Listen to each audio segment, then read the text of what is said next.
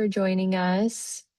We're really excited to have you. I was so floored this morning when I was talking to Nicole about how many people we had sign up for this series, and just it's just really cool. And I think it speaks to the fact that people are really excited to learn about how to talk about their science. So we'll give people some time to come on in.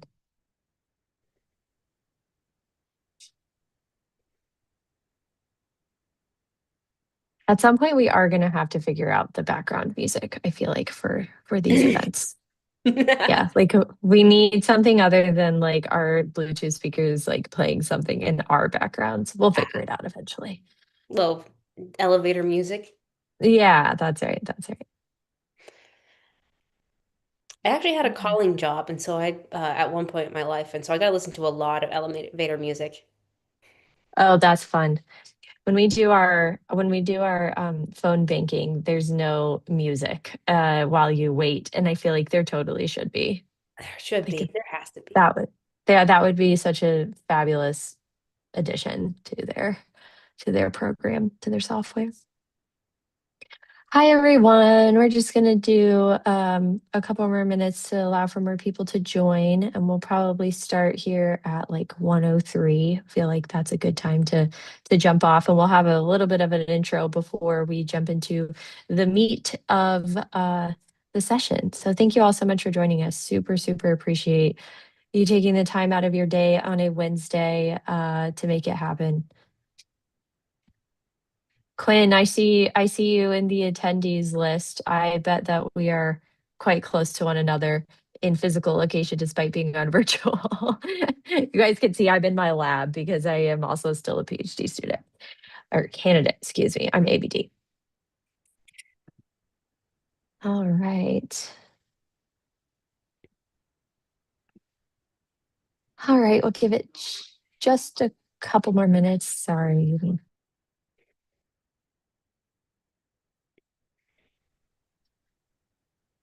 Okay. Okay, well, we'll go ahead and jump in and get started. And people who come in can come in. Thank you all again so much for joining us today. We are delighted to have Dr. Rebecca here with some of our, well, actually, with our base building team, our full timers on our base building team, Nicole, Jess, and Janelle.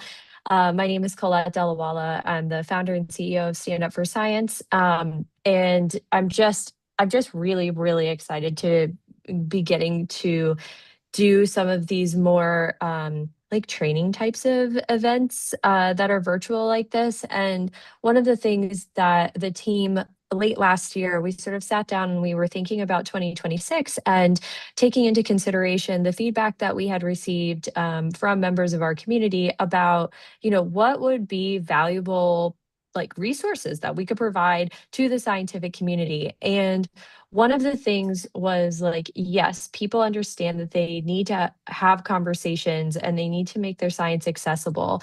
And I think that people like all of you guys here, want to do that. And at the same time, there is like they don't necessarily write a whole lot of books on the soft skills that come with presenting your science, especially if it's super technical, in ways that people will understand. And I think that one of the things that we're seeing is that actually talking about what we do as scientists, and not necessarily how the sausage is made, so to speak, but like what our science is, what we bring to the table in the work that we do is really important for the public to understand. Because if we don't talk about it, then how is anybody going to know? So we are just delighted to have Dr. Rebecca here doing a two-part series with us. Today, we're going to be focusing on sort of a public speaking and storytelling of science. Our next one is going to be a little bit more on the like one-on-one soft skills of talking about science. So yes, thank you, Dr. Rebecca. Thank you all for being here. And I'm going to pass it off to Nicole.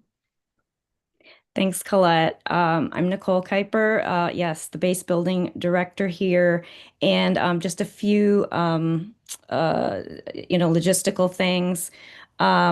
Before I turn it over to Dr. Rebecca Mellema, who was so gracious enough to volunteer her services to us. And we're delighted when everyone gets to benefit from one of our volunteers. So I want you to know that we are going to share the resources that she shared. She shared a really long, great list of people to follow that are great science communicators. We also will share the slides. This training is going to be available on YouTube. And at the end, I really ask you to stay on. We have a simple three question poll that we'd love to get your responses on to help us with our future programming. So I was going to give a nice intro to Dr. Rebecca Mellema here, but she does a really great job at introducing herself. So I'm going to turn it over to her. All right, thank you so much. I'm so excited to be talking with everyone today. So, welcome. Hello, there we go. I had to click the actual screen. I know how to do PowerPoint even after all of the COVID. So today's talk is how to talk to anyone but a scientist. And as I said, my name is Dr. Rebecca Mellema, and you're all probably looking at your screens, nodding along, and you're probably thinking, who the heck is this lady? So, quick introduction to myself. I am a recent graduate from the University of Utah, specifically the Petrey Lab. I got a PhD in microbiology and immunology. During my time in my PhD program, I did complete a competitive science communication fellowship, much of which you're going to learn about today. A lot of the resources that I have was also what I shared with Stand Up for Science. You're going to be getting in less than an hour about maybe 8 weeks worth of training, and that's not even going to cover all of it. Also, I have done plenty of science communication outreach that focuses on storytelling. So here I'm with my friends at Science and Sorcery, and we are using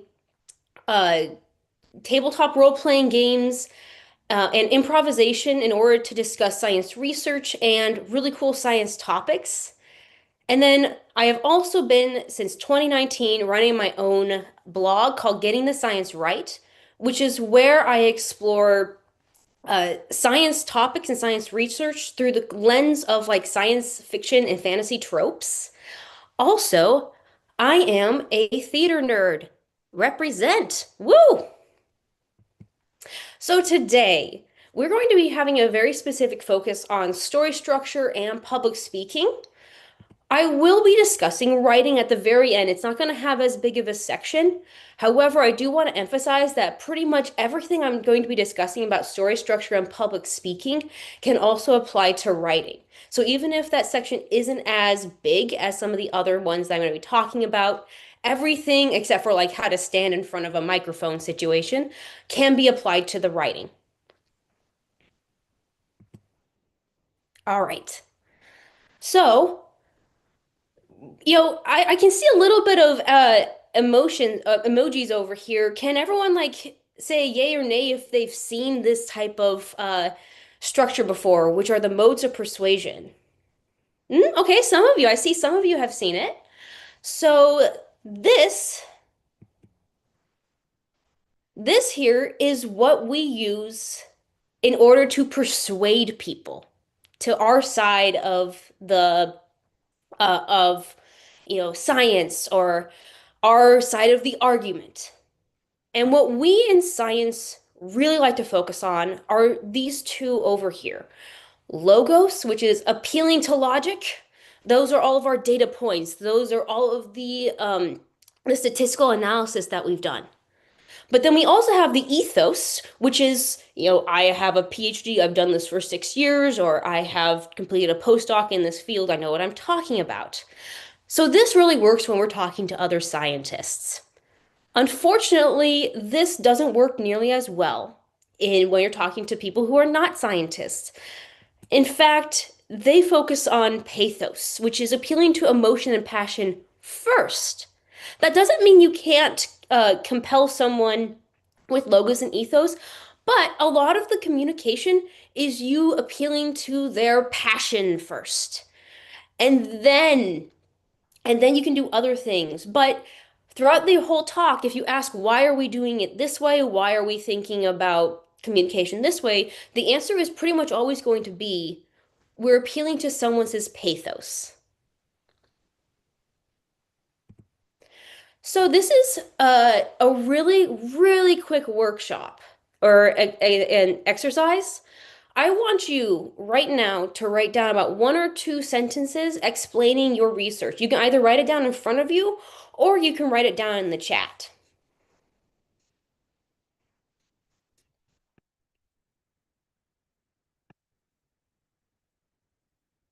Might take someone a little bit of time if we want people to try that. You can also maybe type it out on notes, is what I've done before.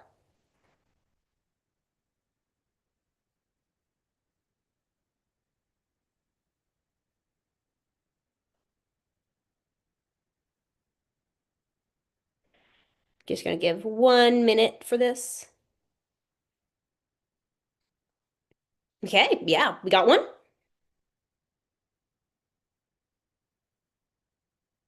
Mhm.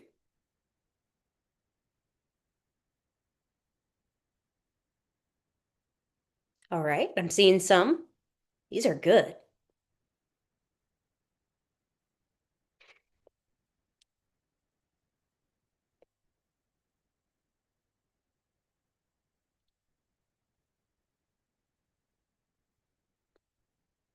Awesome.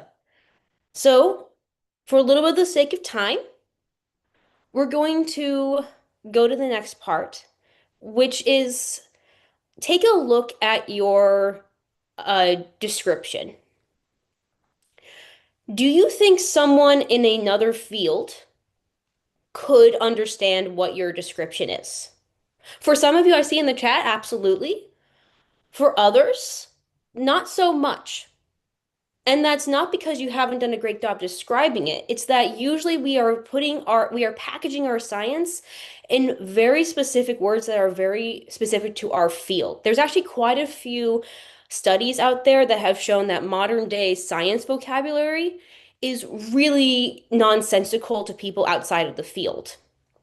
And so take your sentence and we're going to try to do something that's actually incredibly hard.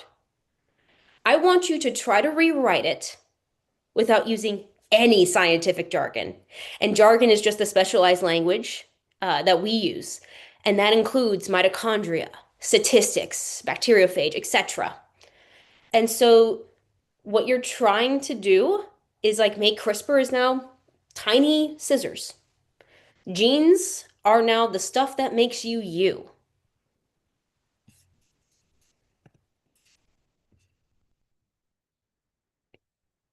Give maybe another minute for that if people want to take a stab at it.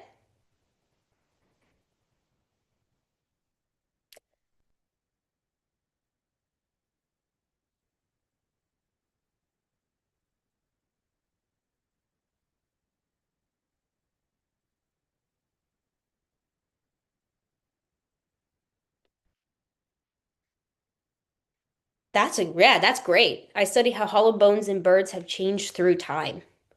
Every single one of those words is understandable to someone outside of science.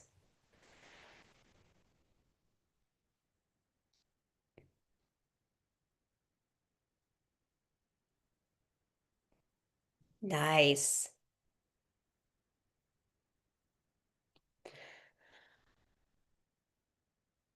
I'm going to give just a little bit more time. I like what I'm seeing here.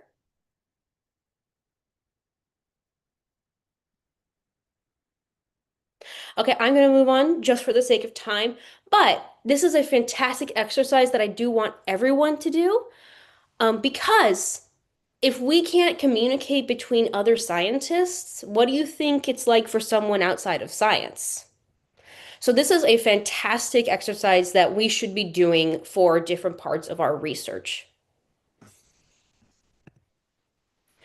Ultimately, your goal, and this is hard, should be understood by a second grader. That is your baseline for when you're trying to develop your how you're going to discuss your research. You can alter your explanation depending on the audience, but you should try to get a baseline explanation that you start with.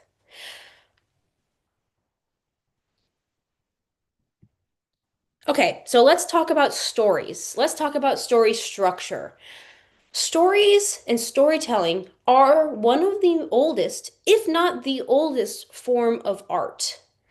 It is also how people have traditionally passed down information. Like that, like long stories between generations is how people have passed on knowledge about where is it safe to go exploring? What are the safe practices for XYZ? This is one of the reasons why people like anecdotes. It is one of those things where it's actually more powerful to tell a story about someone, a single person, than it is to share statistics, even though the statistics are technically a more powerful data point. They're going to listen to anecdotes more just because I would argue that we are wired for picking up information that's packaged in stories. Just because that's how we've done it and that's how we've survived for so long since the beginning of culture. So let's talk about how we're going to use it to our benefit. Story structure is something that we can all use in discussing our science. This is the basics of basics for story structure. You'll see here that effectively I have a beginning, a middle, and an end. So at the very beginning, I have what is the hook and or the background, and then we run into the inciting incident, which is the thing that sets off our story. It is the plot. And then we have the rising action, which is where we have a series of events that build on top of each other, and it increases the tension and the stakes usually to where we get to what we call the climax, which is where everything comes together or falls apart, depending on what type of story you're telling. And then we have what is called the falling action afterwards, which is the denouement, or it is the, what happens after? Do they get a happily ever after or not? Is there a wedding, etc. This is a very basic story structure that we're going to then look at what are the different flavors of this. Now, I don't have a specific slide on this, but I did want to talk a little bit about what a hook is and how that leads into the background. Especially in today's day, we have about maybe 15 to 30 seconds in terms of public speaking, and then for writing, we have maybe a paragraph to really catch someone's attention and then bring them along with us. So the hook is what we use to say, hey, eyes on me. Pay attention to me. And then once you have everyone's eyes on you, then you can bring them along in your story. The one hook that I used earlier was the little, poking fun at myself joke, which is, who the heck is this lady? That was my hook. And that probably made you laugh. Telling a joke is a great way to hook people. You can also maybe appeal to one of their five senses, make them smell something at the beginning. I've also heard tale of someone coming into a talk wearing a costume. There's many ways to create hooks, but the hook is where you go, pay attention to me, and then you go into the background. And you have to quickly set up the setting. But because the hook is so, there's many ways to do the hook, I'm not going to put a specific slide on it. Okay. So if you are from the University of Utah and you've maybe gone to one of my little series, you may have seen this. This is using a mystery or a murder mystery structure to talk about data. If you've ever seen any Agatha Christie movies or novels, if you've ever seen Knives Out, Glass Onion, those are all whodunits, and they follow a very specific structure that you can steal for talking about data, where you first have your intro, who, what, where, and why, what might be a possible motive, and within that intro is where the murder happens, and then you have the hypothesis, this probably happened because of this, and then you move on to your first clue, really discuss that first clue, and then it modifies your hypothesis. Move on to the second clue, modify your hypothesis, and then at the very end, the butler did it. It's always the butler, I don't know why. But again, we can steal it for when we're talking about a bunch of data points and how we got from point A to point B. To be honest, though, this is probably not the story structure that you're going to use when you're talking at to a layman audience. You're probably going to be talking about more general things, so you may not be able to get into the data that much. So what can we use? Well, there's something called a hero's journey. And the hero's journey is where you pick a character. Choose a character. Maybe it's yourself. Maybe it's your lab mate. Maybe it's even the disease you're studying. But you need to choose a character that the audience can latch onto and feel empathy for. And then you have them go on an adventure where you go from what is known into the unknown, where you go through trials and tribulations, all those assays that didn't work, or all the times you got the grant, you couldn't get the grants, it got rejected. And then at the very end, you are able to come back into quote unquote the unknown and you go, the character has now changed. And this is a great way to talk about your story in science. This is like, how have I changed going through a PhD, or how have I changed going through this process of research? This is a fantastic way, and it centers usually a person, but you can again use it for other things like I hinted at. You can maybe even make it a molecule. There's many ways to hijack it. Okay, but let's say you actually want to talk about molecules.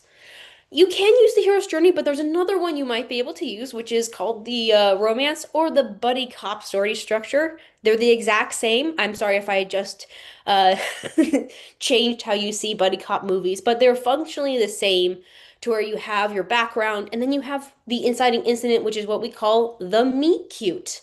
The molecules see each other from across the room. They might be a good fit. And so then you have the rising action, depending on what you're studying. And then you usually have at the right before the climax, you have what is the breakup. Things fall apart. It always happens right before the big climax. The molecules are unable to stay together.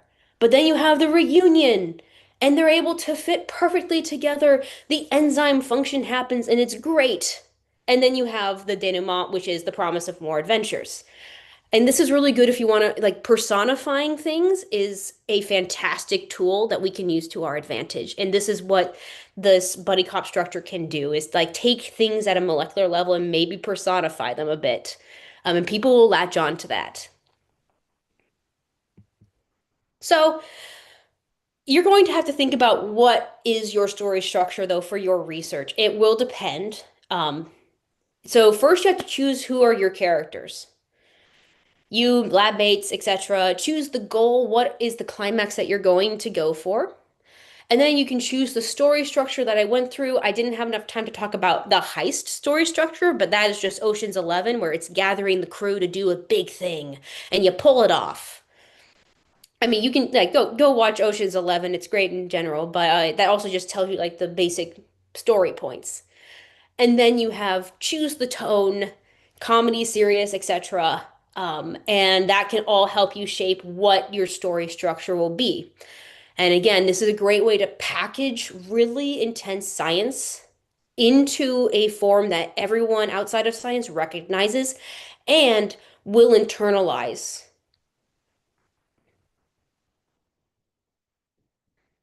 So, one of the really cool things that my fellowship provided me was a like very basic exercise for figuring out what is your story. And this is the one of the Pixar tools that they gave us, which is once upon a time there was a fill in the character. Every day, this was the norm. And then one day, this was the inciting incident. Because of that, things happened until finally the climax. Something big happened. And then ever since that day, this is the falling action. This is a really good like fill in the blank for you to use when you're trying to figure it out. Now, there are actually 22 rules of Pixar storytelling that you can look at. We don't have time to go through all 22, obviously, but it is a fantastic tool that you should all go through. This structure here is also a great way for you to just use as a elevator pitch, where you can just like, this is what I'm going to tell someone and how I describe my science in any situation. So if you have this down, you have your elevator pitch down effectively. And again, what I want to stress, when you're structuring this initially, try to make it understandable to a second grader, and then it can be expounded upon. And then lastly, try to use short sentences, not because we're trying to take out all of the data, but we're trying to quote unquote trim the fat of your research to figure out what is like the core of your research that you need to tell. So using short sentences, if you can, is a great way to try to uh, figure out what is really the thing you're trying to package. What do you really want people to know? Okay.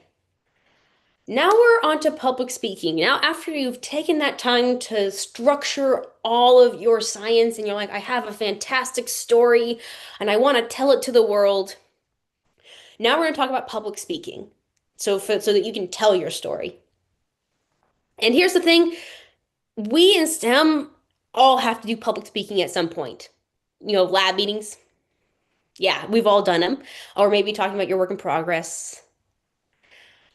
We just don't get a lot of training on it, unfortunately. So, starting with the number one tip of public speaking that I know we already do, practice. I cannot stress enough that you need to practice whatever you're going to be public speaking so many times that you don't need a script. Uh, I know that when you've probably been trained in front of like a huge crowd, you probably are used to having the notes in your PowerPoint. I mean, for me right now, I don't even have any notes. I've practiced this enough to where I just know the beats of what I'm telling.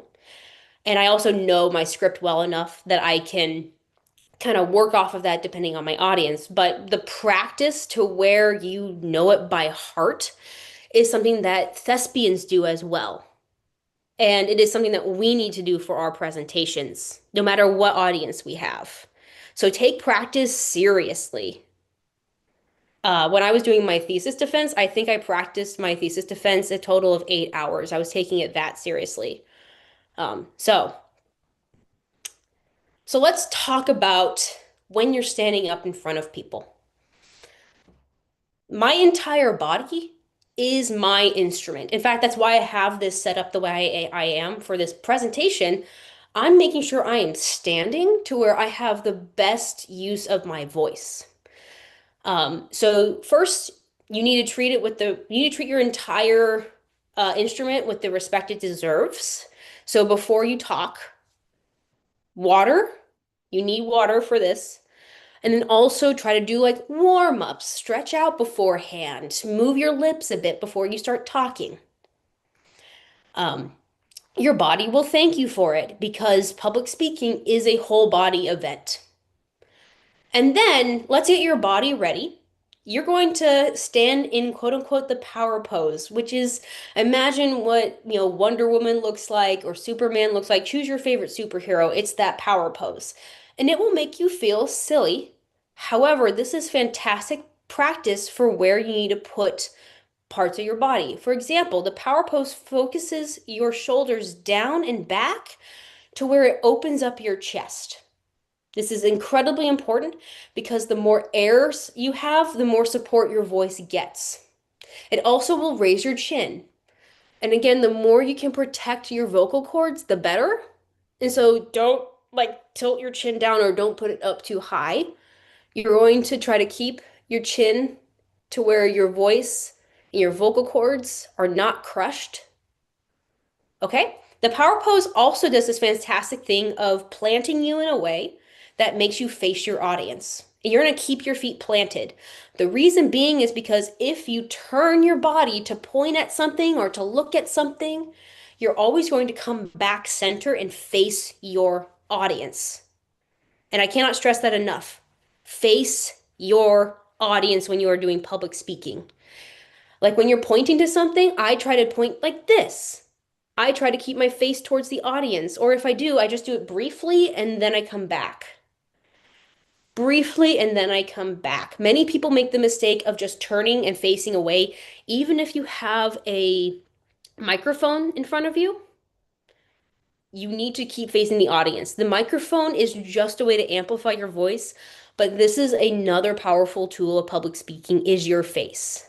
And that is what people will appreciate when you're talking to them. If you can keep your face towards someone, towards the audience, they will appreciate it. And then finally, we have your lips, which are another part of this whole instrument. You're going to feel like you're over enunciating. In fact, I want you to practice, when you're doing all that practice over enunciating, mainly because when we're talking face to face, you get away with mumbling because we're close enough that we don't need it. When you're doing public speaking, you can't get away with mumbling, even with a microphone. Okay? So, like even if you have the tools, you need to over enunciate as much as you can. And then what they told us during my fellowship, they said use a mystical campfire tone, which honestly just translates to be a bit more like when you say slower, you say slowly. You drag it out. Or if you're talking about speed and like something is picking up, you start to use a bit more staccato in your voice to make it go. And so it's just like the little tools that you would use around a campfire to emphasize your storytelling. And it is very, very great at just like em helping you tell your story through just how fast you're talking. And you'll see I have my little be dramatic, be dramatic. That's what the fellowship kept like racking into our heads. Okay. And then we've talked about like rhythm. You definitely use volume. You're going to be louder than you're comfortable with. That's okay, but you're going to need it for vocal support. You're going to have to be louder than you would be in any space you would be comfortable in. And then we have pauses. When you're talking to any audience, but especially one that's not in the science backgrounds, you need to use the pauses to let them think on it. Give them a space to breathe because you're probably putting, like, even if you're cutting down all your research, you're going to be bombarding them with new information that they are not familiar with. So take a breath, maybe use that opportunity to take a drink,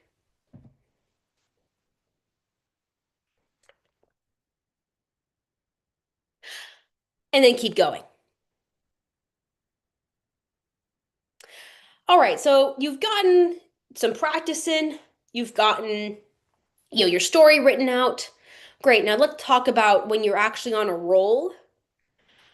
When you are talking to your audience, again, I cannot emphasize enough, even if it's a non-scientist, even if they are people who you know don't like you, you will not talk down to them and you will not use your fancy science language to try to get a one-up on them.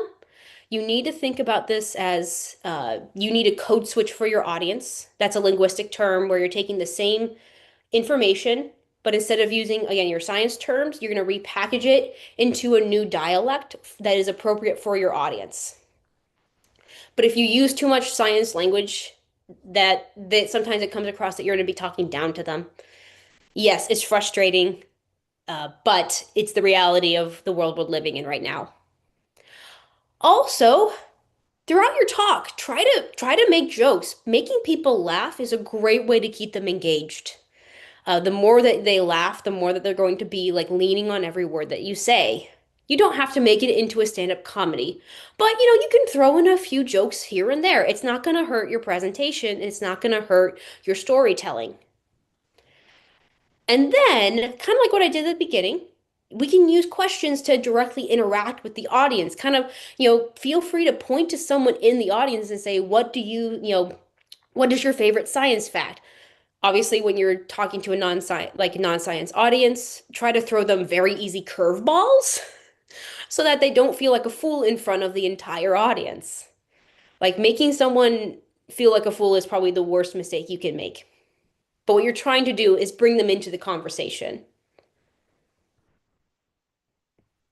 All right. And there are a couple of other things that we can use. And again, this applies to writing as well. Try to use the five senses when you're doing your story. Your taste, the touch, smell, sight, sound, etc. What I like to do for some of my past presentations is that when I'm talking about inflammatory bowel disease, I will tell the audience that I want them to imagine like a hot ember that is burning a hole in their gut. Maybe you take time to describe how the media smells and how it burns your nose a little bit. Or maybe you want to talk about like what a centrifuge sounds like, how it rocks back and forth click, click, click, click, click, click, as it starts to become unbalanced. Those are great, just little tools that you can just slip into your talk. And people love them. People like even science audiences love them. This is like things you don't have to use just for a non-science audience as well. So then we come on to analogies, which are similes or metaphors, which is where you're describing things that are like something else. Please use them. This is just, again, in general, we need to describe things in science that are like things in non-science spaces. For example, when I'm talking about my research, what I studied, I would say hyaluronan, which is this great big sugar. It's going to grow like a well-watered lawn. Everyone in the audience will immediately picture what that looks like. I don't have to prompt them for anything else, but they immediately go, I get the idea, just from that little simile. So I know I'm giving you quite a bit of homework, but this would be one where it's like, what similes and metaphors can I use to describe my own science? And then using strong verbs as you're talking. We definitely have a propensity to use, utilize. I uh, use, like we use very specific verbs in science that quite frankly are boring to the public. So you didn't find something. Let's change that verb. You investigated. You delved. You established. You disentangled. You, I don't know, fought your cells for DNA. That's one thing that could possibly happen. But again, like you're choosing things that are much more exciting than what we would use in any sort of like scientific fields. Like, you can think about it. And then I also want to just spend just a brief moment on the talk of passive voice, which many people in STEM have probably heard and have demonized a little bit. Passive voice is not your enemy, it's just that we overuse it. So the passive voice just means if I would say the media was spun, if I can put the like phrase by dinosaurs afterwards, that's passive voice. What happens is that like if you use too much of that, the media was spun, the cells were taken.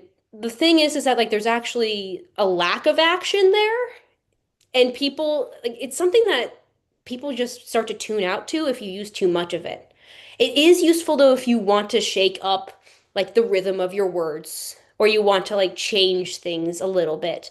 So I'm not saying don't use passive voice, but you need to be aware that if you use it too much, your audience starts to tune out.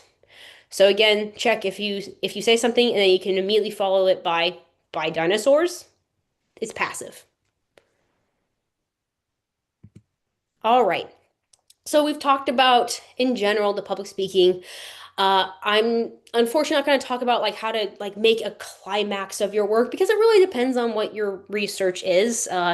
You maybe we can talk individually afterwards, but I want to spend a little bit of time on writing and take everything that I've said from the other parts of the um discussion, but the best way to do writing is to practice writing, and there are a couple of starting points that you can look at. The first thing you can do is actually write, layman summaries for your lab research. Just do it for your lab right now. But you want to try to do it in a story structure where you have a clear beginning, middle, and end. Like this is great practice. If that's not your jam, then might be a time to start writing a blog and see like what sticks with people. Again, maybe you want to write to your local news station. You make a local NPR station.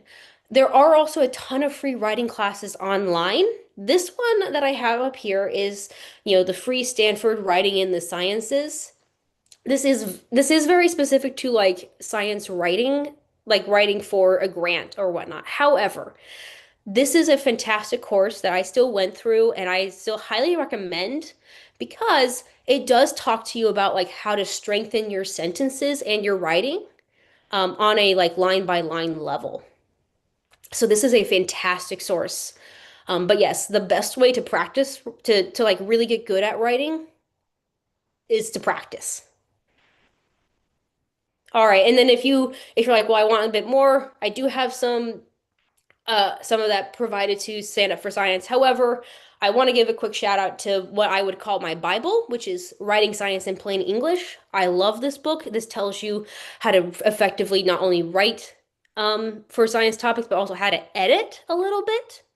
Also, if you're trying to figure out how to maybe repackage your science in a way that is much more digestible, several short sentences about writing is another great resource that I highly recommend. But again, that is provided to Stand Up for Science. I just wanted to give a shout out for my favorite writing books. All right, I am coming to the end of my talk, and if you want to talk a bit more, I do have some of this for on you can just check out my website there through the QR code through the RebeccaMellema.com. You can also contact me through that email there if you want to talk a bit more and like discuss what might be a good way for you to, package your science. Just feel free to contact me. Just, please do. And I will be seeing you all hopefully next time where we discuss how to make friends and influence people as scientists, because this talk here is kind of giving you the baseline for what you need to just talk about science in general. But this next one is going to be specifically the face-to-face work, and I would actually call the incredibly important groundwork that we need to start doing for as scientists. It is going to be how do you go up to someone and they're going to maybe be reticent about learning about science, or they are maybe a little bit in denial about science, or they've gone down a wrong path, whatever you want to say. And this is like the face-to-face techniques that we can go through. Unfortunately, we just don't have enough time. So that is the end of my talk. Thank you so much for hanging out with me. Great. Thank you so much, Dr. Rebecca. I was so impressed with what you were able to convey in such a short period of time. And so, yeah, I really appreciate it. I want to encourage folks to use the chat or the Q&A function to put any questions. We made this a webinar because we had a very large number of registrants and we had a smaller audience, which is normal, but so maybe we could figure out how to unmute folks, but here we go. We have one question. Let's see what we got here. Okay. Can you see the questions, Rebecca, or would you like me to read it out for you? I have the chat up. I don't know if it's the question, so I don't have like Yeah. the Q&A part. Yeah, let me read it for you. So this is from Miriam, Mhm. and it says, I volunteer with www.defendpublichealth.org to push back on the health disinformation coming from the current leaders of HHS, FDA, and NIH.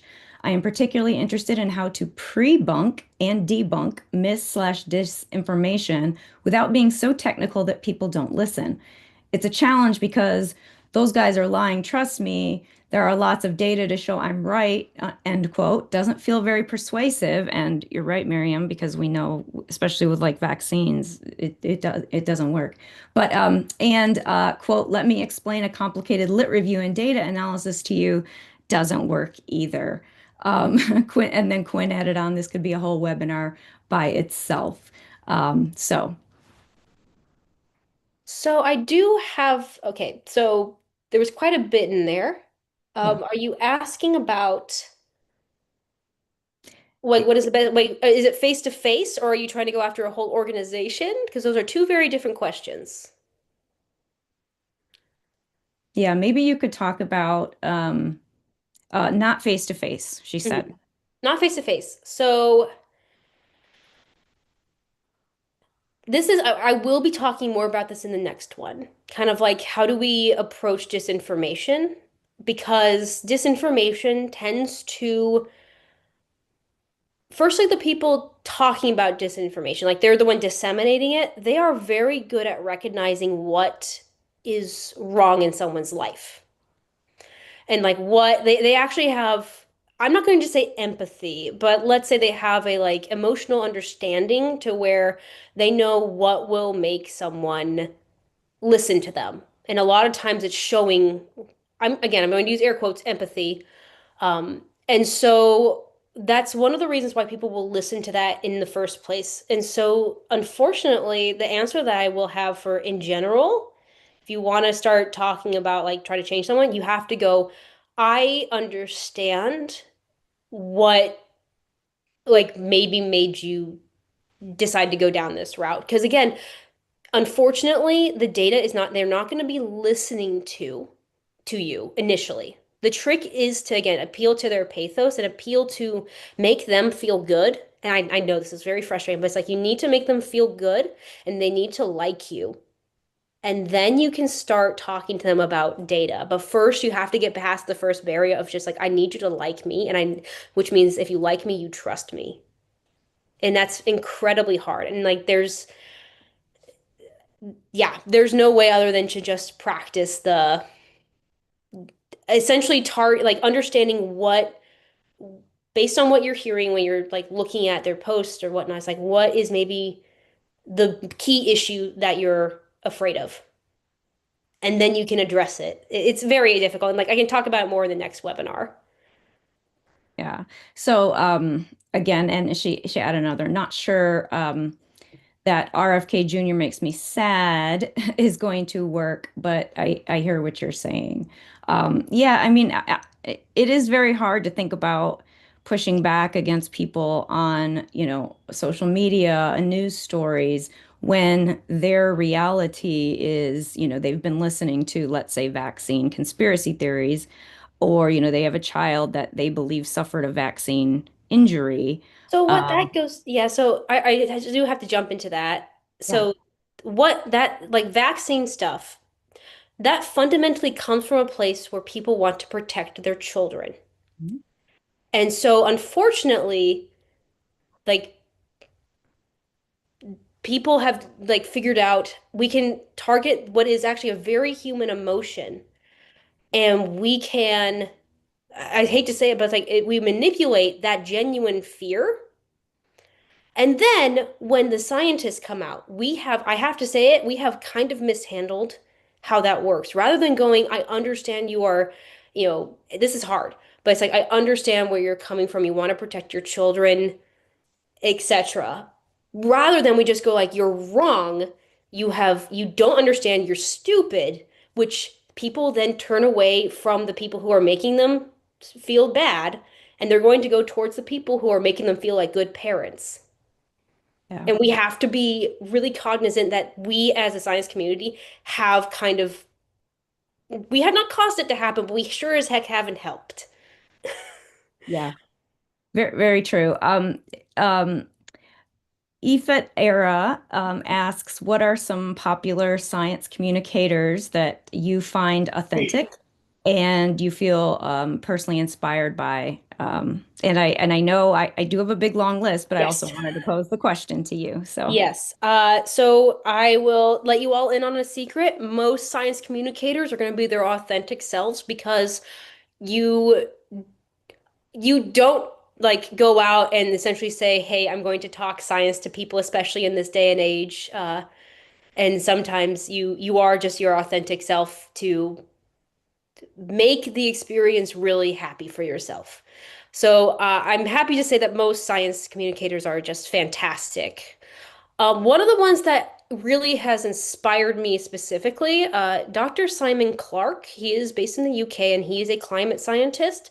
And he is just a fantastic storyteller in general, but he has done just uh, some fantastic science communication that I was inspired by when I found him, and so led me to start delving into other parts of science communication that I would not have thought of. But yes, I have a long list though of people. But I have to say Dr. Simon Clark though, just because he is so influential in what I think of.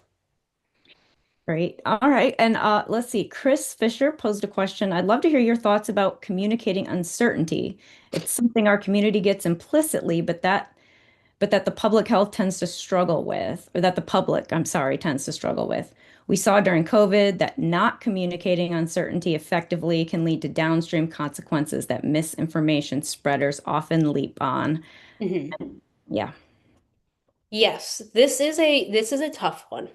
Uh, so first we have to acknowledge that in our culture, we, and I'll talk about this in the next webinar, so don't worry. But in our culture, we are afraid and we hate uncertainty just in our culture in general. And some of this is true in many cultures, like every single culture will have like some stories about, oh, there's, I'm gonna exaggerate a little bit, but like evil in the woods because we don't know what's in the woods, so we're going to just like embody it. So even in our culture, though, even with all that we know, that fear is still very prevalent. And so we have to first acknowledge that most people are terrified of not knowing. And then when we present it, usually as we do in science, we usually just present it as like, well, yeah, we don't know, da da da da, and we don't package it in any other way, which, people are going to react to the unknown like they have been trained to react to the unknown, which is fear. So what I like to do and what I was trained to do is that you repackage it, where you go, this is exciting, or this is fascinating, or this, and like you have, it's really hard, and I can again talk about it more in the next webinar, but it is a repackaging trick to where you go, this is no longer scary. This is actually something like it's the next frontier if you want to go Star Trek, or it's like, the new world that they're studying. So you like go it's more now more an exploring situation, which we don't actually do when you see people try to talk science and they bring up the uncertainty. So it's tough, and I will talk more about like some great ways to repackage that. Well, great. Thank you so much. I'm not seeing any new questions. I am for one very much looking forward to your next session. To me, this is all really about the creativity that a lot of us devote to the work we're doing, but like not to the actual communication of it. And so really Oh, it's Chris, yep, there's go a ahead. question from Chris in the Q&A. I can't see it. That's the one you just Oh, answered. sorry. Yes. Okay. Yeah, no, it's okay. But it's akin to, when you think about data visualization and like what's the story you want to tell with these data, and you don't just throw everything necessarily in a bar chart, right? It's like, or what are you going to highlight? Things like that. It's like you really have to be thoughtful and think about it. And this is very much the same way, but even more challenging, I think, since a lot of us, the creative writing has been drilled out of us because we've been learned to be so technical. So. Great. I love uncertainty. That's why I'm in science. Yes, Kathleen. Kathleen, you also had a really good um, point up here that sometimes universities may regulate how much you reach out to the media. So be careful with sending things to newspapers. And I just want to say you can You always. can do you can do opinions. So you as a single person, you do not have to speak from, yeah. So that is something very important. You do not have to speak for your university, but you can say, as someone who is an individual in the United States, I can write an opinion piece. And actually, I know quite a few of my friends have done so. So you can still do it. You just can't unfortunately package it as a like I'm again, you're trying though to appeal to people's pathos rather than like your ethos. So I don't think that that's a bad thing to think about. People do value the opinion pages. Great. All right. Well, we've lost a few people to Oh yeah, time. the questions, but I would love, Jess, if you could launch our poll. Just three quick questions, if you could answer for us, we'd really appreciate it. And I just want to say thank you, Dr. Rebecca. We really appreciate the time you took. And compiling all of this or compressing all of this from your larger session into this, because I still feel like there was a lot of value in what you shared. So thank you. And if everyone could answer these questions for us, it'll really help us. And we hope to see you next time. But I'm going to leave this up for just a few minutes and then we will sign off.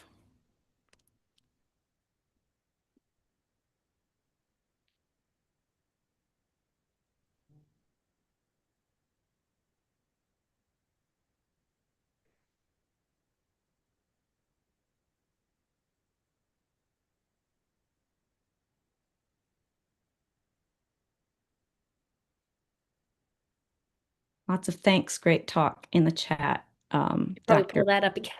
Rebecca, and I 100% concur. We really appreciate you. We appreciate everybody joining, and we hope you have a wonderful week. And if you are involved in the March plans, look to hear from us. It is a busy time, but no time like the present to be thinking about how you communicate with the public. So hope to see you all soon and have a great rest of your day.